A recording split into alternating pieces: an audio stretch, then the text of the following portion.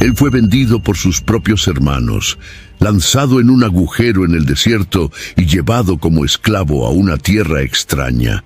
Pero años después, ese mismo joven se convertiría en el hombre más poderoso de Egipto, después del faraón.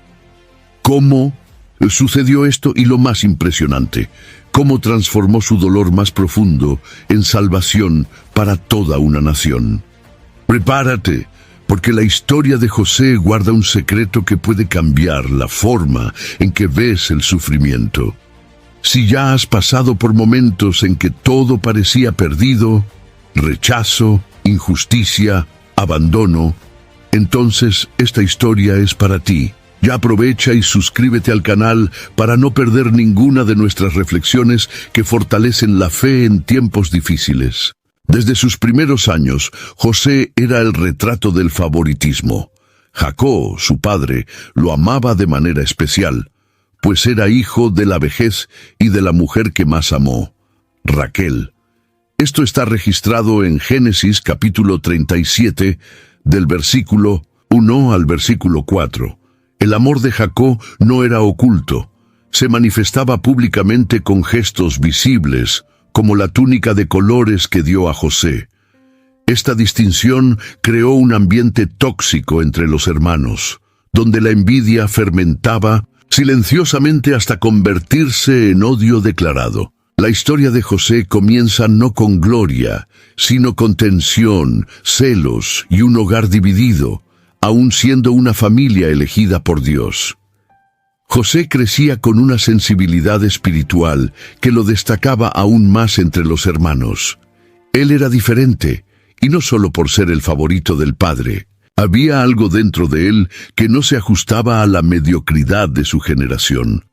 Él tenía sueños. Desde joven, su visión era celestial, y eso incomodaba. La presencia de Dios en su vida generaba reacciones opuestas.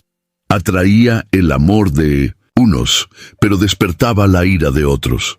El ambiente familiar, que debía ser protección, se convirtió en campo de batalla, y eso nos revela que hasta los elegidos pueden nacer en escenarios rotos, donde el amor y la envidia coexisten bajo el mismo techo. La túnica de varios colores, que era símbolo de cariño y honor, se convirtió a los ojos de los hermanos en un recordatorio constante de la desigualdad entre ellos. No se trataba solo de un pedazo de tela bonito, sino de una declaración silenciosa de que José era especial, y esta distinción, en lugar de inspirar, provocaba ira. A cada mirada, a cada gesto de Jacob, el resentimiento se intensificaba, y aunque José no tenía culpa de ser amado, llevaba sobre sí el peso del rechazo. La historia nos enseña que el propósito de Dios frecuentemente nace en contextos de tensión, donde el amor de unos puede transformarse en aversión para otros. El rechazo que José enfrentó dentro de casa fue el ensayo para los desiertos que vendrían. Antes de enfrentar a los egipcios, tuvo que sobrevivir al desprecio de sus propios hermanos. Esta fase inicial de la vida de José es un espejo para muchos que hoy se preguntan por qué son tan combatidos, incluso sin haber hecho daño a nadie. El don incomoda, el favor de Dios incomoda, y muchas veces el inicio del llamado se revela no en un altar, sino en medio de conflictos familiares. La túnica puede ser bonita por fuera, pero para quien la lleva, pesa. En los detalles de la juventud de José, encontramos el retrato de muchos corazones heridos por rechazos precoces. Personas que nacieron con algo especial, pero que pronto fueron heridas por quienes debían protegerlas. Esta parte del viaje es dolorosa, pero esencial, porque antes de que Dios exalte a alguien en público, permite que esta persona enfrente pruebas en privado. José aún no sabía, pero lo que parecía rechazo era en realidad preparación. Los sueños de José no eran simples reflejos de deseos juveniles, sino mensajes proféticos dados por Dios. En el relato de Génesis, capítulo 37, del versículo 5 al versículo 11, José comparte con sus hermanos visiones que involucraban manojos inclinándose ante el suyo, y el sol, la luna y 11 estrellas postrándose ante él. Eran imágenes poderosas, cargadas de significado espiritual, pero que a los oídos de los hermanos sonaban como arrogancia. Lo que era divino pasó a interpretarse como soberbia, y esto avivó aún más el odio que ya burbujeaba en sus corazones. Es importante darse cuenta de que José no eligió soñar. Los sueños lo eligieron a él. Él era solo un canal, un joven que recibía revelaciones del alto, tal vez incluso sin entender completamente la dimensión de ello. Y aun sin malicia, su sinceridad fue vista como provocación. La reacción de los hermanos fue inmediata y feroz. Los sueños, que debían despertar temor y admiración, se convirtieron en combustible para una conspiración.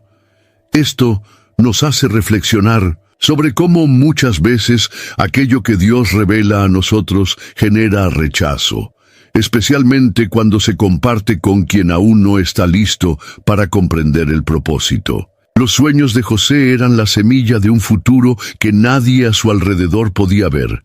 Ni siquiera Jacob, su padre, reaccionó bien a la revelación, aunque guardaba en su corazón, también lo reprendió.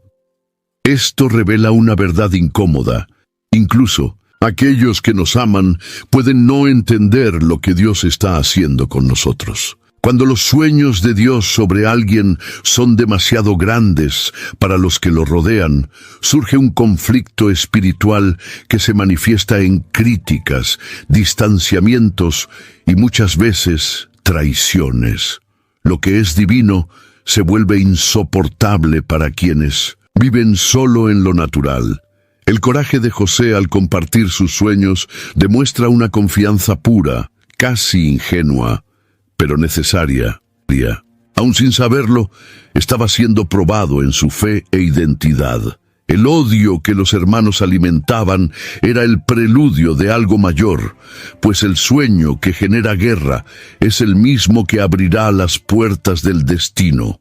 Muchos quieren la realización, pero pocos soportan el proceso. Los sueños de José provocaron una crisis, y es precisamente ahí donde Dios comienza a actuar. Hay momentos en que Dios permite que el sueño cause rupturas, no para destruir, sino para separar. Aquello que nace de Dios atrae confrontación, porque lleva el ADN del cambio. El sueño verdadero tiene el poder de revelar el corazón de quienes están a su alrededor. En José vemos que el dolor provocado por un sueño puede ser el instrumento para moldear al soñador. Lo que los hermanos veían como afrenta, el cielo lo veía como preparación. La traición sufrida por José fue una herida profunda, no causada por enemigos lejanos, sino por hermanos de sangre. El texto en Génesis capítulo 37, del versículo 12 al versículo 24, revela el momento en que los hermanos tramaban contra él. Inicialmente piensan en matarlo, pero terminan lanzándolo en una cisterna vacía, sin agua. El plan era cruel, movido por la envidia y por la amargura acumulada. José, que había salido de casa solo para obedecer al padre y buscar a sus hermanos, se vio súbitamente despojado, arrojado en un pozo y traicionado por aquellos en quienes confiaba. El dolor físico de la caída en la cisterna era pequeño comparado al abismo emocional que se abrió dentro de él. La traición dentro de la familia tiene un peso que solo quien ha vivido entiende. José no fue solo rechazado, fue descartado. La túnica que simbolizaba el amor del padre fue arrancada con violencia, como quien intenta borrar la identidad de alguien. El dolor de la cisterna no es solo el lugar físico, sino el momento de la vida en que nos sentimos olvidados, traicionados y sin explicación. José no gritó contra Dios, pero ciertamente el silencio del cielo en ese instante sonó ensordecedor. A veces, lo que más duele no es el agujero donde caemos, sino quien nos empujó hacia adentro. Es interesante notar que fue Rubén quien intentó salvar la vida de José, sugiriendo que lo arrojaran en la cisterna en vez de matarlo. Este detalle nos muestra que, incluso entre quienes nos traicionan, pueden haber aquellos que luchan con su propia conciencia. La complejidad de las relaciones familiares está toda allí: celos, duda, culpa y silencio. Pero ningún intento de suavizar el golpe impidió que José enfrentara su primer exilio, y es en ese exilio donde muchos sueños comienzan a madurar en secreto. El dolor de la traición es muchas veces el empujón necesario para salir de la zona de confort e iniciar el viaje hacia el propósito. José, arrojado en la cisterna, no imaginaba que ese sería el primer paso hacia el trono. Esto nos desafía a ver más allá de la injusticia, entendiendo que el Dios que permite el golpe es el mismo que prepara la cura. Nada escapa al control divino, ni siquiera la crueldad humana. El dolor no era el fin, sino el inicio del camino. En las entrelíneas de este episodio, aprendemos que no toda caída es fracaso, y no todo abandono es pérdida. El silencio de Dios en la cisterna no era ausencia, sino estrategia. José estaba siendo separado para algo mayor, traicionado, sí, olvidado, jamás. Dios seguía escribiendo su historia, incluso cuando parecía que todo había terminado. La cisterna no fue el fin del sufrimiento de José.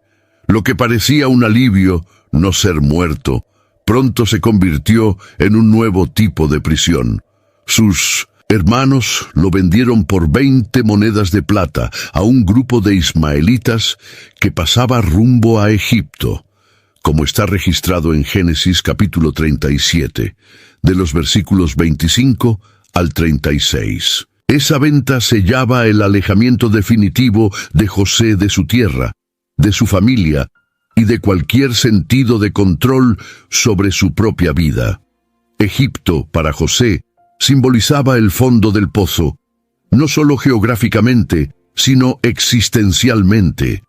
Un lugar extraño, de cultura hostil, lengua desconocida y costumbres paganas.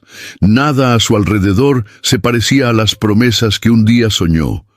Ser vendido como esclavo era más que humillante. Era reducir su propio valor a una moneda. Y esa sensación de ser tratado como objeto es una de las formas más profundas de deshumanización que alguien puede experimentar. Para un joven con sueños celestiales, estar ahora encadenado, arrastrado por desiertos y entregado a manos extranjeras era un choque brutal. ¿Qué se hace cuando el lugar en el que estás no refleja la promesa que Dios te dio? Egipto es ese espacio de contradicción, donde la palabra parece lejana y la realidad duele. Sin embargo, incluso en medio de este colapso emocional y espiritual, hay un detalle que destaca en el texto bíblico. Dios estaba con José. Esta pequeña frase, que más tarde se repetirá diversas veces en su historia, ya comenzaba a cumplirse en lo invisible. José llegó a Egipto quebrado, pero no solo, y eso lo cambia todo.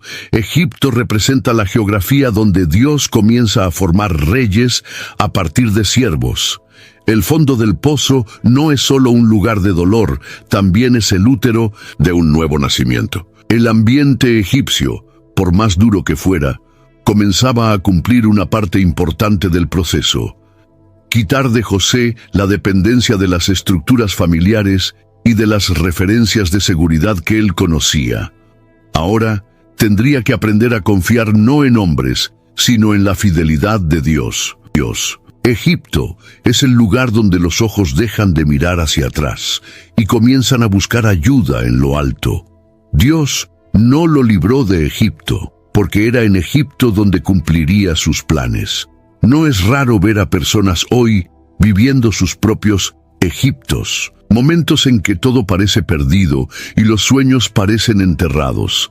Pero la verdad es que Egipto no es el fin.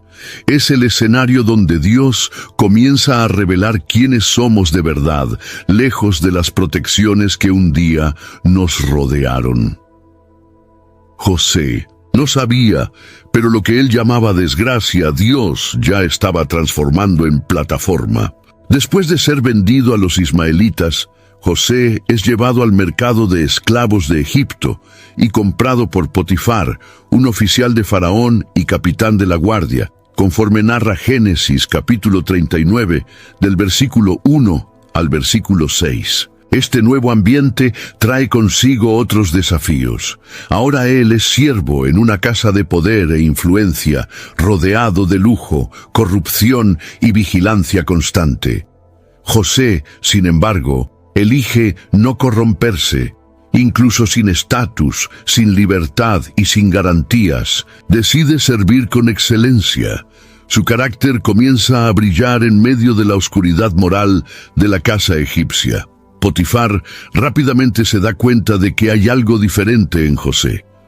Su administración es tan fiel, tan eficaz, que todo en la casa prospera por causa de él. El texto afirma que el Señor estaba con él y que todo lo que hacía, el Señor prosperaba en sus manos. El favor de Dios no depende de la posición social, sino de la obediencia y la integridad.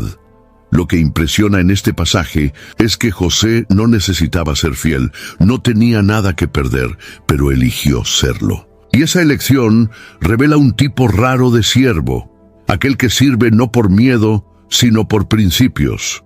La casa de Potifar también es un lugar de prueba.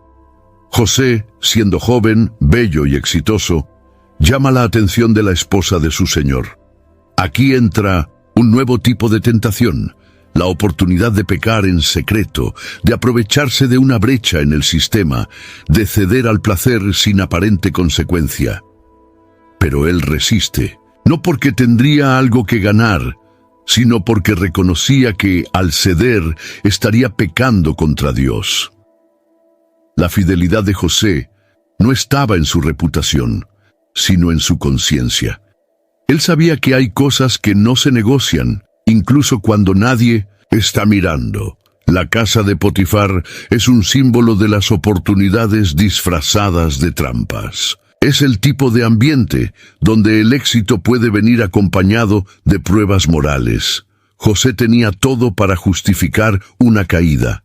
Era esclavo, estaba solo, era injusticiado y estaba lejos de la familia. Pero aún así, eligió ser leal. Muestra que la verdadera grandeza comienza en la capacidad de decir no cuando todo a su alrededor dice sí.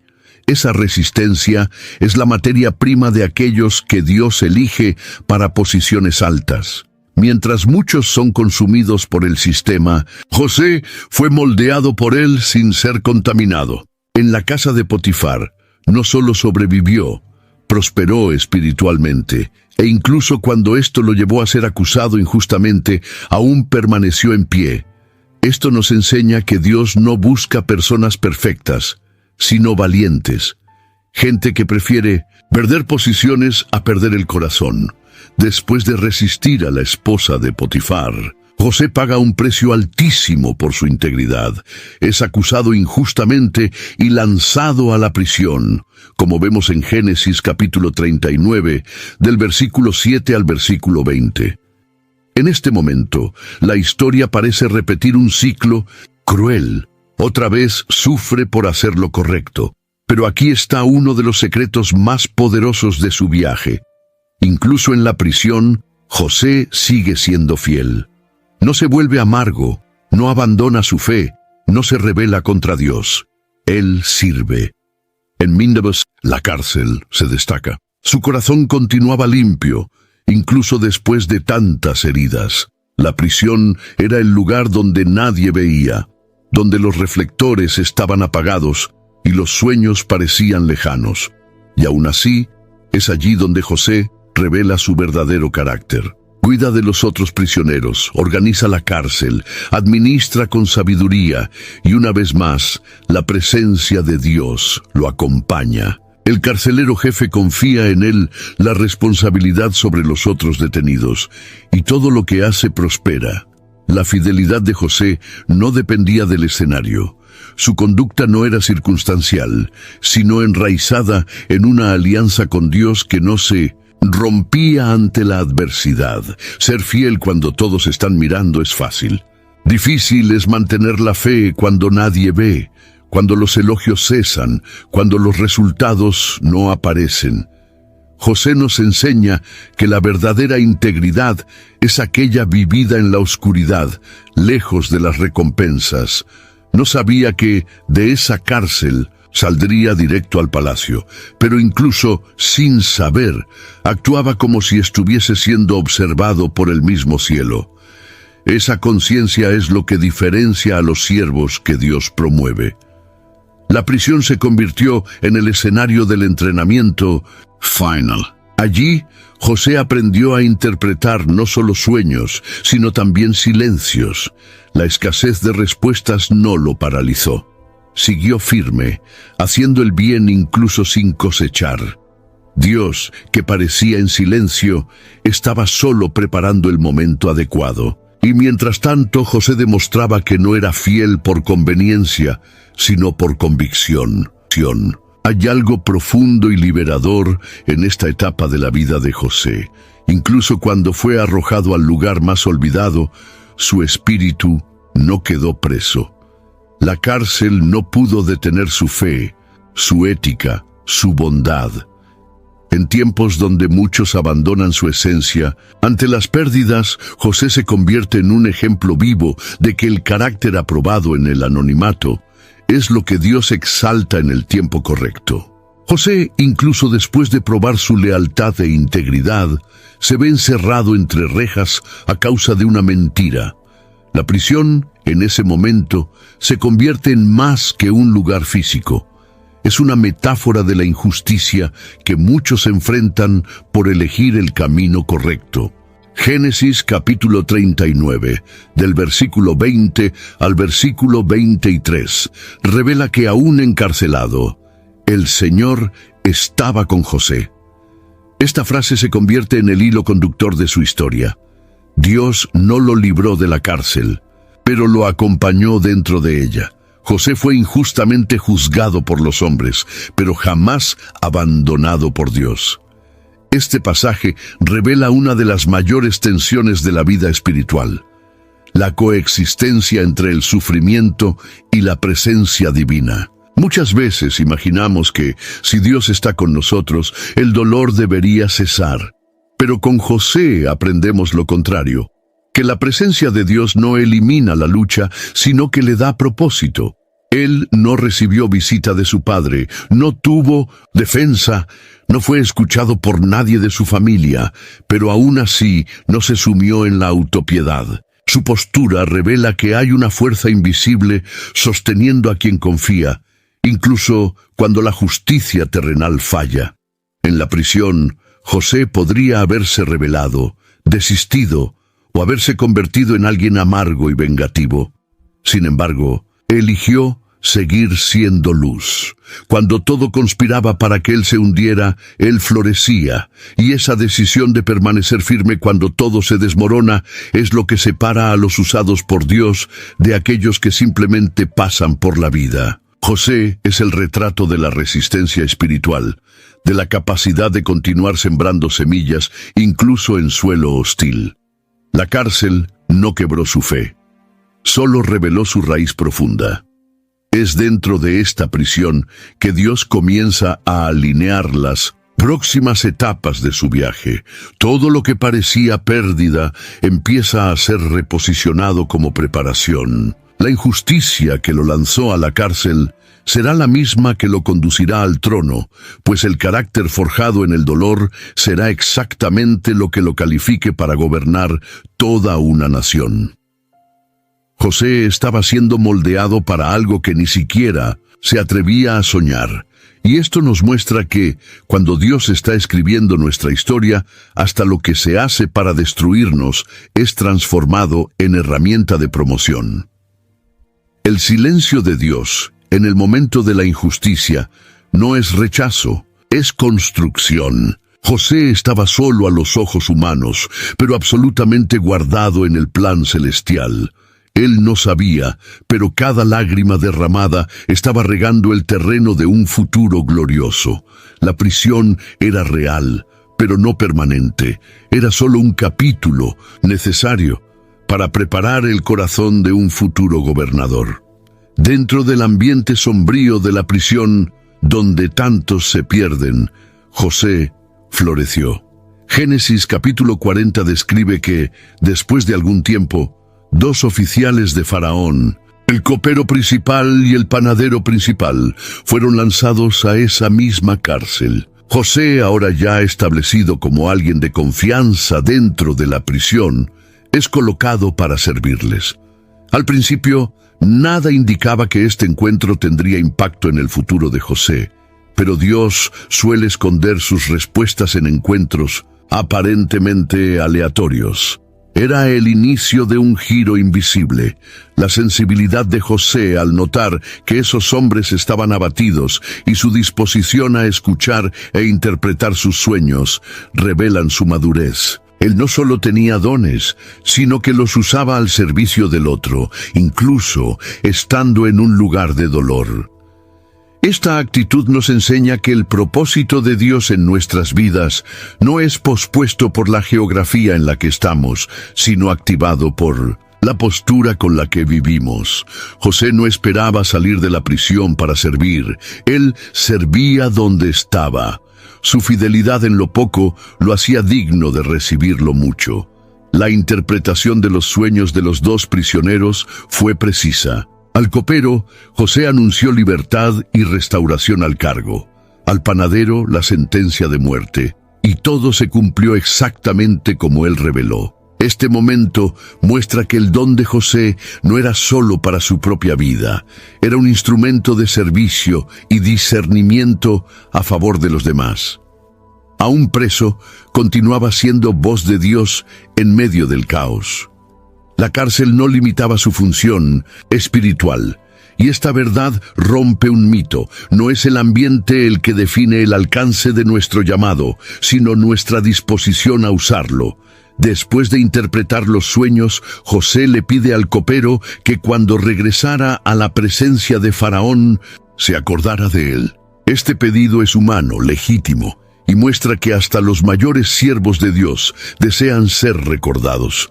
Pero el copero lo olvidó, y aún en este olvido había un plan mayor en acción. El tiempo del hombre no era el tiempo de Dios. José aún necesitaba permanecer un poco más en ese lugar, no porque estuviera olvidado, sino porque el escenario de su exaltación aún no estaba listo. Los planes de Dios florecen en los lugares más improbables. La cárcel que parecía silenciar la voz de José fue, de hecho, el escenario donde su unción fue activada. Allí, lejos de los ojos de la sociedad, interpretaba sueños que cambiarían el rumbo de Egipto. La cárcel se convirtió en altar y su fidelidad en lo secreto lo haría conocido ante reyes. La demora de Dios no era rechazo, era construcción de escenario. Han pasado 2 años desde que José interpretó los sueños del copero y del panadero. 2 largos años de silencio, como narra Génesis capítulo 41, del versículo 1 al versículo 14. Ninguna visita, ningún billete, ningún recuerdo. Y entonces, de forma inesperada, Faraón sueña. Un sueño extraño, perturbador, que ningún sabio, mago o consejero egipcio puede descifrar. Es en ese instante que el copero se recuerda de José. Los sueños que él interpretó en la cárcel resurgen, no como recuerdos, sino como llaves para abrir puertas. El detalle más poderoso de este momento es que el don de José, utilizado antes solo en círculos privados e ignorado durante tanto tiempo, ahora se convertiría en la respuesta para la aflicción del hombre más poderoso de la tierra. Los sueños de los otros, copero y panadero, fueron parte del proceso que lo llevó ante la presencia de Faraón. Aquello que parecía pequeño, casi insignificante, se convirtió en plataforma para el cumplimiento del propósito. Dios usó el dolor de los otros como puente para la promoción de José. Cuando José es llamado, no se apresura en tomar gloria para sí. Por el contrario, responde con humildad: «Eso no está en mí». Dios dará respuesta de paz a Faraón. La respuesta de José revela un corazón que ha sido trabajado en el horno de la humillación y moldeado en la paciencia. Él no se exalta, no exige nada, no habla de las injusticias que sufrió. Solo se posiciona como instrumento, y es esta postura la que atrae el favor de Faraón.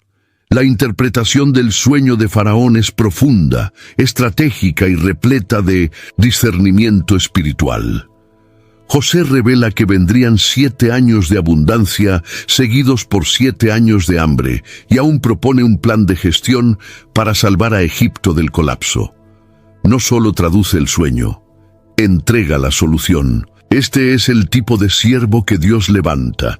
No solo aquellos que entienden lo espiritual, sino quienes saben aplicar ese entendimiento en la realidad. Los sueños de los otros se convirtieron en escalones para el propósito de José. Lo que él hizo por 2 hombres anónimos en la prisión fue lo que lo llevó ante un rey. Esto nos enseña que servir a los pequeños es, muchas veces, el ensayo para servir a los grandes. José estaba listo porque supo ser fiel en las pequeñas oportunidades. This episode is brought to you by State Farm. Listening to this podcast? Smart move. Being financially savvy? Smart move. Another smart move? Having State Farm help you create a competitive price when you choose to bundle home and auto. Bundling, just another way to save with the Personal Price Plan. Like a good neighbor, State Farm is there. Prices are based on rating plans that vary by state. Coverage options are selected by the customer. Availability, amount of discounts and savings, and eligibility vary by state.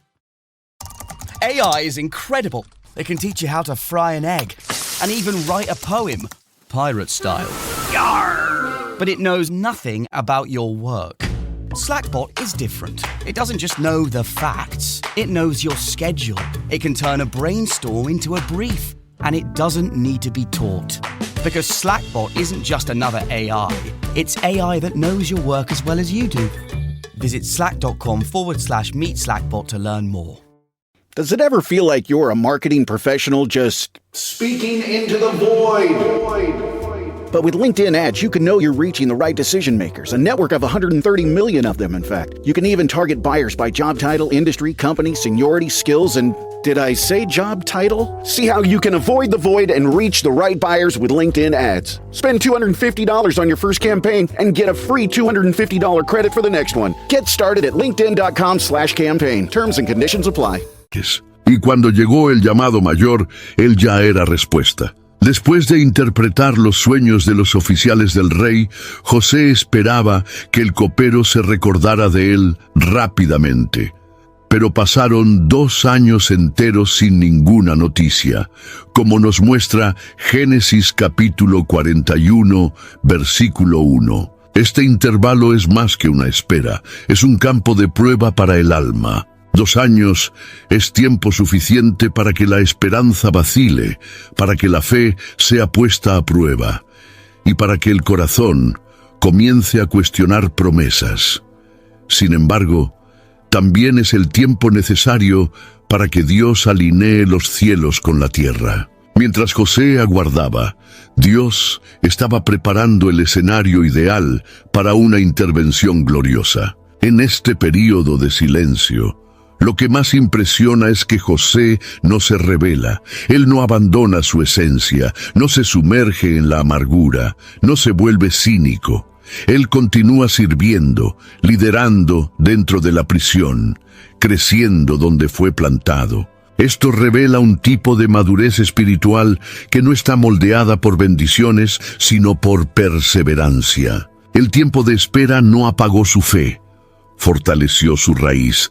El silencio de Dios no era desinterés, era refinamiento. La espera, desde la perspectiva humana, se ve como un retraso, pero en la economía del cielo es instrumento de pulido. Dios estaba cuidando de cada detalle, desde el sueño que vendría hasta la disposición del corazón de Faraón para escuchar a un hebreo preso. Si el copero hubiera recordado a José antes de la hora, tal vez habría sido liberado, pero no promovido. Habría vuelto a casa como un exprisionero, no como un gobernador. Cuando Dios se calla, no está inactivo. Está orquestando un plan mejor que el que pedimos. Durante estos 2 años, José aprendió a descansar incluso cuando no entendía. El tiempo de silencio forja libertadores, porque enseña a confiar no en las señales, sino en la palabra. No hay ninguna mención de que José haya recibido nuevas revelaciones en este periodo. Él vivió solo de la memoria de lo que Dios ya había hablado. Esto es fe en su estado más puro. Creer cuando nada cambia, cuando nada ocurre, cuando todo parece congelado, y es justo cuando todo parece olvidado que el cielo se mueve. La fidelidad en el tiempo de espera es lo que abre las puertas del tiempo de honra. José no sabía que su nombre estaba a punto de ser recordado en los pasillos del palacio, pero fue su postura durante el silencio la que lo calificó para el sonido de la trompeta de la exaltación. El tiempo que parecía perdido, en realidad, estaba siendo contado por el reloj de Dios. Cuando el faraón se despierta perturbado por sueños que nadie puede interpretar, el copero finalmente recuerda a José. Génesis capítulo 41, del versículo 9 al versículo 14, describe este giro repentino. José es llamado apresuradamente, afeitado, vestido, preparado para ser presentado ante el rey. El escenario cambia en un día. Lo que durante años parecía distante, ahora se manifiesta en minutos. Es el tipo de giro que solo Dios puede orquestar. Cuando los cielos deciden actuar, no hay celda, prisión o olvido que pueda impedir. Al encontrarse con el faraón, José no se enorgullece, no finge ser el héroe de la historia. Al contrario, con humildad, afirma que la interpretación de los sueños viene de Dios. Esta postura es una de las marcas más nobles de su carácter. Incluso ante la oportunidad de su vida, no intenta exaltarse. Reconoce que es solo un canal. Esta humildad es lo que confirma su madurez. No fue moldeado para brillar solo, sino para reflejar la gloria de quien lo llamó. El faraón comparte sus sueños y José los interpreta con precisión. 7 años de abundancia serían seguidos por 7 años de hambre, pero va más allá de la interpretación. Ofrece un plan. Sugiere la creación de almacenes, el nombramiento de un administrador y la formación de un sistema de gestión. José no solo entiende lo espiritual, lo traduce en soluciones prácticas, y eso es lo que conquista al faraón. Alguien que une revelación y sabiduría, fe y estrategia, unción y capacidad. Este día fue mucho más que el cumplimiento de un sueño personal. Fue el inicio de la liberación de una nación. Cuando el faraón encuentra a un hombre capaz de interpretar sus sueños y presentar un plan, reconoce en José algo que ninguno de sus magos poseía: el Espíritu de Dios. La declaración del rey egipcio es impactante. Él no solo respeta a José, lo reverencia. Lo que comenzó con una pesadilla termina con la nominación de un nuevo gobernador. El ascenso de José no fue resultado de manipulación ni de marketing, sino de un corazón moldeado por Dios en lo secreto. El día en que el faraón necesitó un soñador fue el día en que los cielos levantaron a un siervo. Y la historia nos recuerda: no importa cuán escondido estés, si es el tiempo de Dios, Él hará que el mundo te busque. José era la respuesta. que Egipto no sabía que necesitaba. Lo que parecía imposible se cumple ante todos. José es nombrado gobernador de Egipto. Génesis capítulo 41, del versículo 37 al versículo 45, describe cómo el faraón lo establece como máxima autoridad, solo por debajo de él. Aquel que había sido esclavo y prisionero, ahora se convierte en señor de la tierra más poderosa del mundo. Este giro no es solo un hecho histórico, es una manifestación de un principio espiritual. Dios exalta a los humillados a su debido tiempo, y cuando Él decide levantar a alguien, ningún pasado puede impedirlo. El trono que José recibe no es un símbolo de poder egoísta, sino de responsabilidad. Administrará Egipto con sabiduría, seriedad y temor. Durante los 7 años de abundancia, ejecuta el plan con excelencia, almacenando granos, organizando al pueblo, preparando la tierra para los tiempos difíciles. La grandeza de José no está solo en la posición que ocupa, sino en la forma en que lleva a cabo la misión. No se perdió en el éxito. Siguió siendo siervo, aunque ahora estuviera vestido como príncipe. El nuevo nombre que recibe del Faraón, Zafenate Paneía, lleva consigo el reconocimiento de que era más que un gestor, era alguien que traía vida y revelación. La esposa egipcia que le es dada y los hijos que engendra simbolizan una nueva temporada, pero también una reconciliación entre su origen y el nuevo tiempo. Incluso en tierra extraña, Dios le estaba dando raíces. José no perdió su identidad hebrea, pero supo vivir en Egipto sin contaminarse. Se adaptó sin corromperse. El camino hasta el trono fue largo, doloroso y lleno de sorpresas, pero cada paso fue parte de la formación de un líder a la altura del desafío. El cautiverio no fue su prisión, fue su cuna. La humillación no fue su vergüenza, fue su escuela. Y el trono, por más glorioso que parezca, no lo cambió. Seguía siendo el mismo José, solo que ahora con una unción visible ante toda una nación. Había sido colocado en el lugar exacto, en el momento exacto, para cumplir un plan que era más grande que él. La historia de José prueba que ningún dolor se desperdicia cuando estamos en las manos de Dios. La corona que vino del cielo no llegó sin lágrimas, sin noches oscuras, sin abandonos, pero llegó. Y cuando llegó, trajo consigo el sello divino de que los sueños de Dios nunca mueren, solo maduran a su debido tiempo. Asumir el gobierno de Egipto exigía más que fe, exigía sabiduría. José no solo interpretó el sueño de Faraón, también ejecutó el plan con maestría. Génesis capítulo 41, de los versículos 46 al 50. Y 7 muestra que comenzó su administración a los 30 años durante el auge de la cosecha. Él recorrió toda la tierra, organizó almacenes en cada ciudad y recogió granos en cantidad como arena del mar. José entendió que los años de abundancia no eran para la ostentación, sino para la preparación.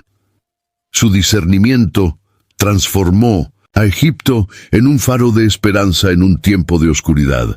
En un país extranjero, rodeado por una cultura completamente distinta, José logró adaptarse sin abandonar sus valores. Él actuaba dentro de la estructura egipcia, pero con principios del cielo. Esto es una habilidad rara, liderar en ambientes que no comparten tu fe, sin convertirse en parte de ellos.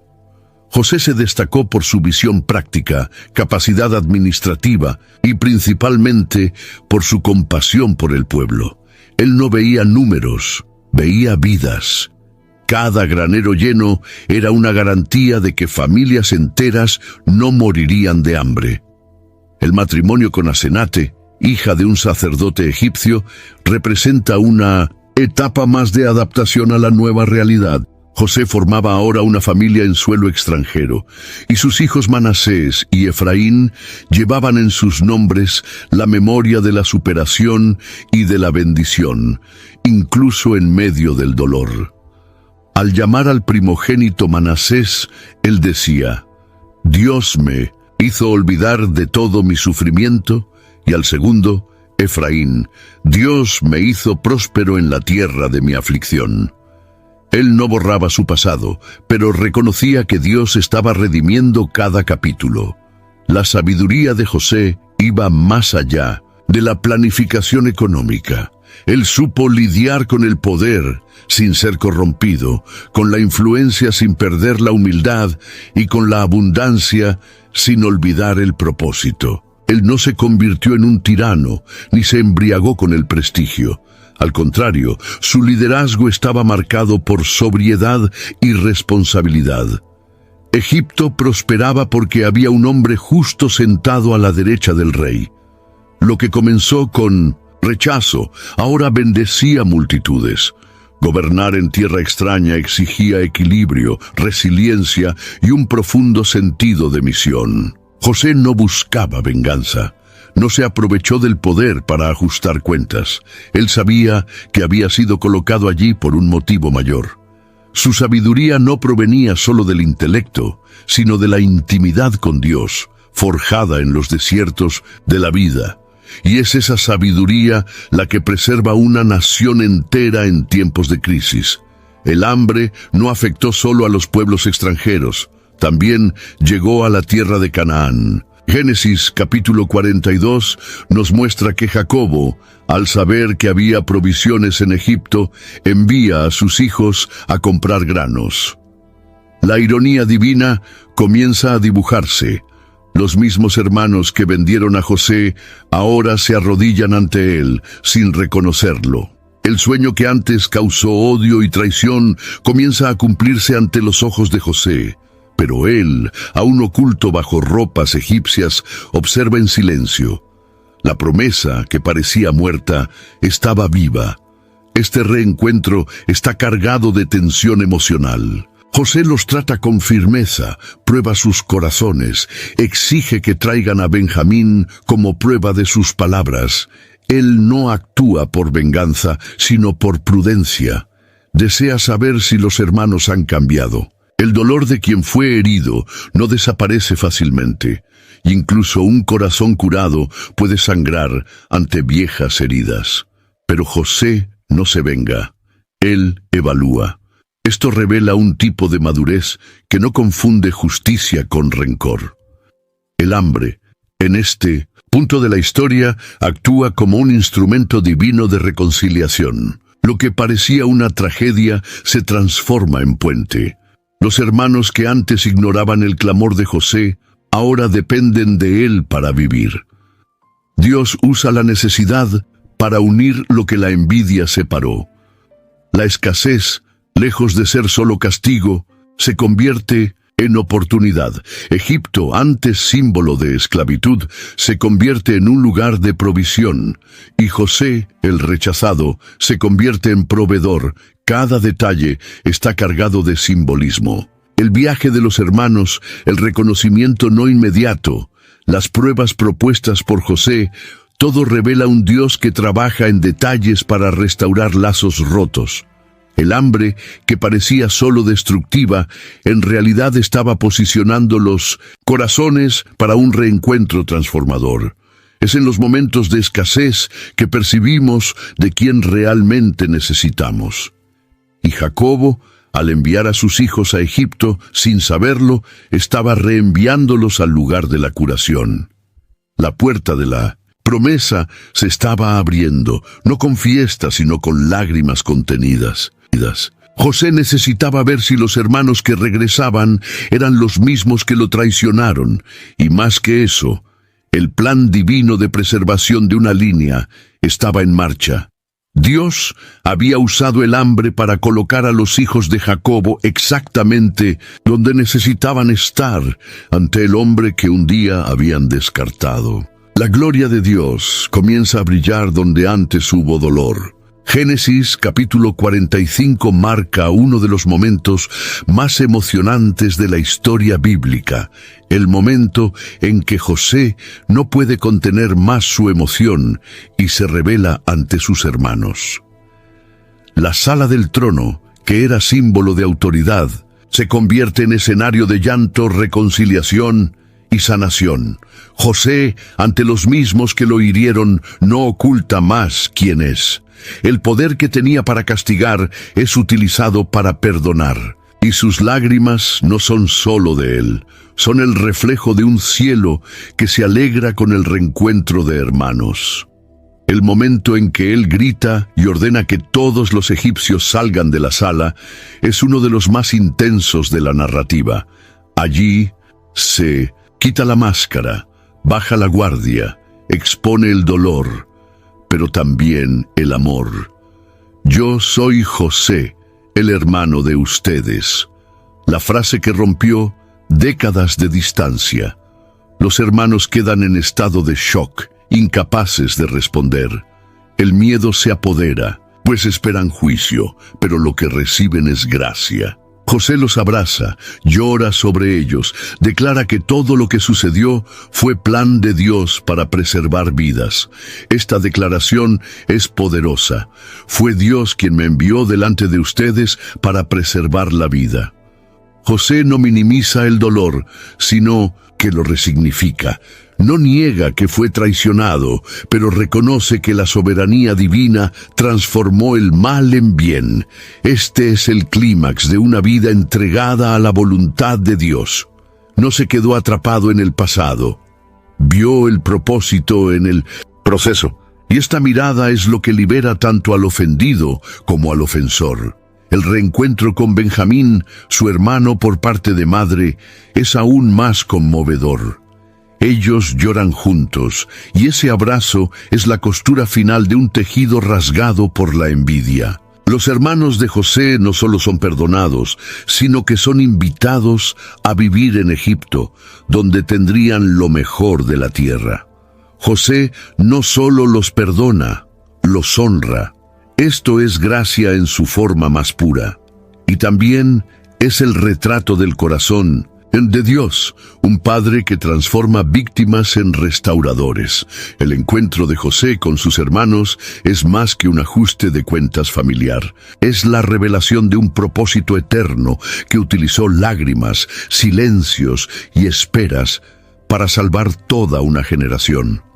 Es en este punto que el cielo llora junto con la tierra, no por el dolor, sino por la restauración. Y quien ya ha experimentado perdón sabe que estas lágrimas tienen sabor a libertad. Después de revelarse a sus hermanos, José los envía de vuelta a Canaán con regalos e instrucciones para que traigan a Jacob y a toda la familia a Egipto, tal como se describe en Génesis, capítulo 45, del versículo 16 al versículo 24. Pero algo aún más profundo comienza a suceder en ese retorno. El perdón de José, además de alcanzar a los hermanos, empieza a restaurar toda la línea de Jacob. No se trata solo de una reconciliación familiar, sino de un ciclo de dolor que se está cerrando. Lo que José liberó en aquel palacio no fue solo emoción, fue una sanación generacional. Durante el camino de regreso, los hermanos llevaban más que granos y riquezas. Llevaban alivio. La culpa que los perseguía durante décadas ahora daba lugar a la paz. José había roto el ciclo. Al elegir perdonar, reescribió el destino de su casa. Cuando una generación decide no perpetuar el dolor que recibió, el futuro se transforma. José no solo salvó a los hermanos del juicio, salvó a sus hijos de heredar el odio. Al reencontrarse con Jacob, José llora en su cuello. Génesis capítulo 46, versículo 29, registra este momento con delicadeza. El hijo que el padre creía muerto está vivo. El dolor del luto se transforma en celebración.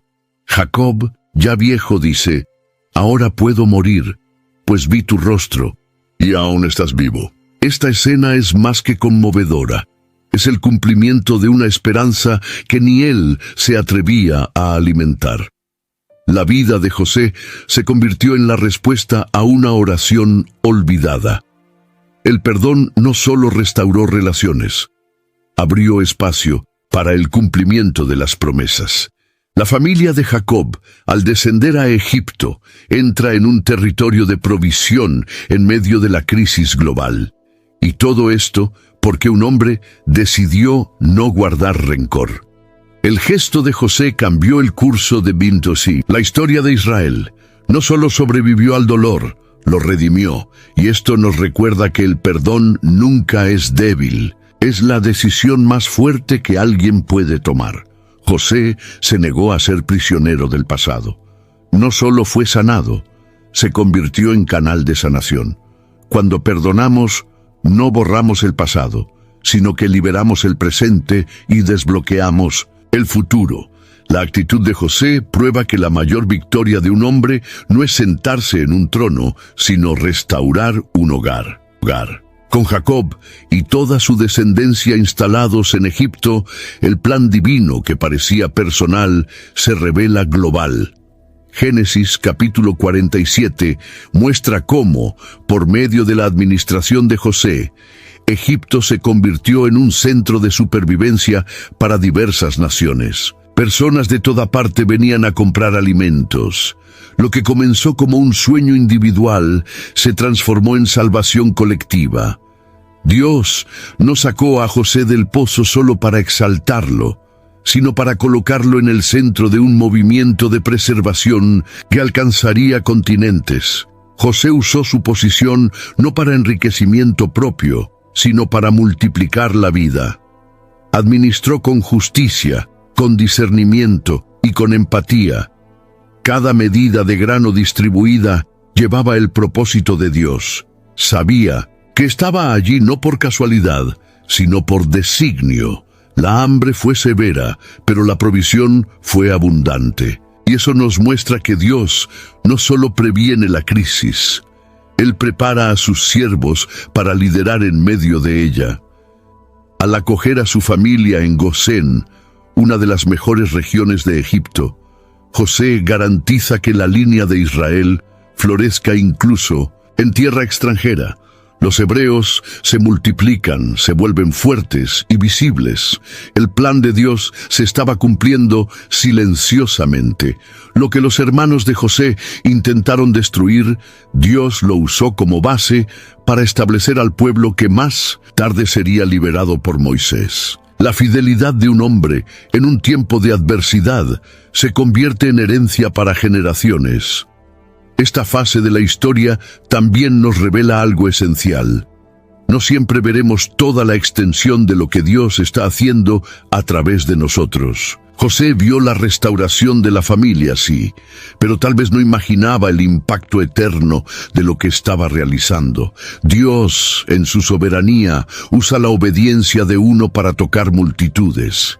Y muchas veces es en los trasfondos del dolor donde Él escribe los capítulos más decisivos de la historia.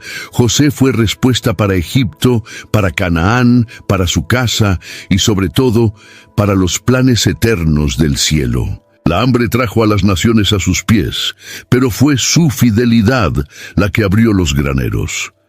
La salvación no vino del trono egipcio. Vino del corazón obediente de un siervo moldeado en la fragua del dolor. Cuando José mira hacia atrás, ya al final de su vida, no ve tragedia, ve gloria. En Génesis, capítulo 50, versículo 20, declara a sus hermanos: «Ustedes intentaron el mal contra mí, pero Dios lo convirtió en bien, para preservar muchas vidas». Esta afirmación es una de las más profundas declaraciones teológicas de la Biblia. José entiende que su dolor no fue en vano, que el sufrimiento no lo destruyó, sino que lo transformó en instrumento de la gracia. La gloria de Dios brilló en los sótanos de la angustia. La historia de José cierra una línea, pero abre otra. La de aquellos que comprenden que Dios está presente, incluso en los momentos de mayor silencio. No fue exento de sufrimiento, pero tuvo su dolor redimido. Y eso es evangelio puro. Dios no solo sana, Él usa las heridas como plataforma de redención. La túnica arrancada, el pozo oscuro, la cárcel solitaria, todo fue escenario para la manifestación del poder divino. En 1900, Egipto, José no solo sobrevivió, él venció. Venció el trauma, venció el abandono, venció la tentación, venció la amargura. Se convirtió en puente entre el cielo y la tierra, entre los sueños y la realidad, entre el dolor y la esperanza.